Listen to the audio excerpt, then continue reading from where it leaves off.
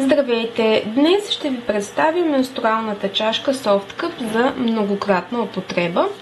Първо искам да кажа, че тази чашка се произвежда в два варианта. По принцип за еднократна и за многократна употреба, като чашката за еднократна употреба може да се използва само веднъж, след което се изхвърля, а чашката за многократна употреба може да се измие, да се постави отново и да се използва многократно в рамките на 3 цикъла най-много.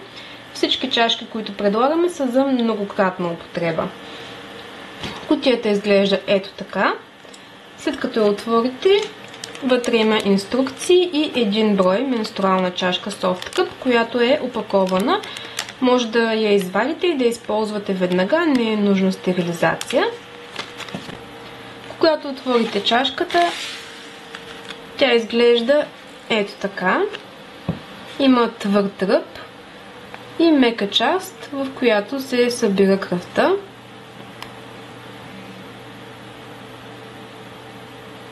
Възможно е, когато видите чашката за първи път, да си помислите, че тя е много голяма и няма как да я сложите и да не я усещате вътре в себе си, но ви уверявам, че това не е така.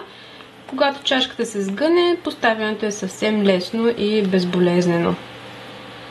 Става доста по-малка.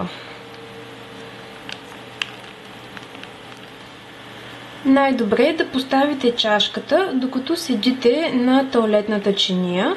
Добре е да сте в седнало положение, защото тогава вагиналният канал е в хоризонтално положение. Ще използвам като модел тази чаша.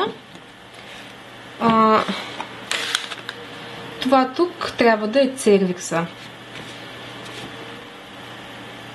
Преди да поставите чашката, трябва да сте седнали на тоалетната, както казах, и да сте с чисти ръце. Може да намокрите чашката с вода или с лубрикантна водна основа за по-лесно поставяне.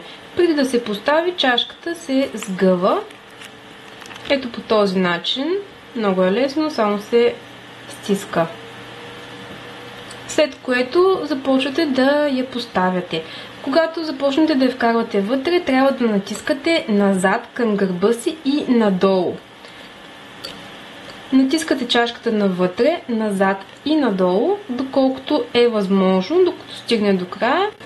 Когато усетите, че не може повече, леко избутвате ръба нагоре и чашката си застава на място, като този ръб застава зад срамната кост, която да речем е някъде ето тук.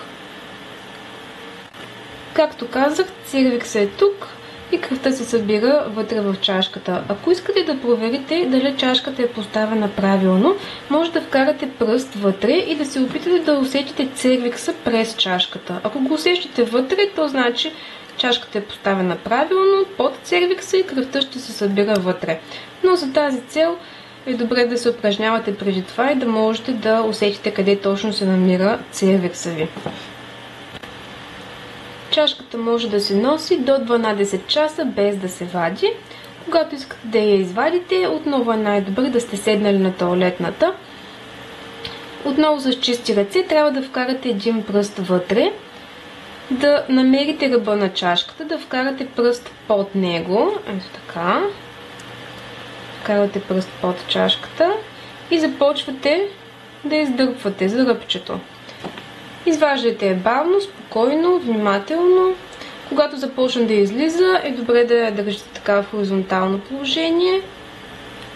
И заради това е добре да сте седнали на тоалетната.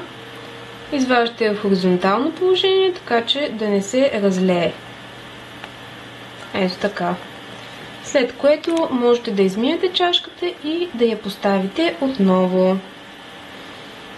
Тази чашка се използва по-различно от другите менструални чашки. Както казах, тя се вкарва възможно най-навътре до края, докато обикновената менструална чашка обикновено стои някъде ето тук, по-близо до изхода.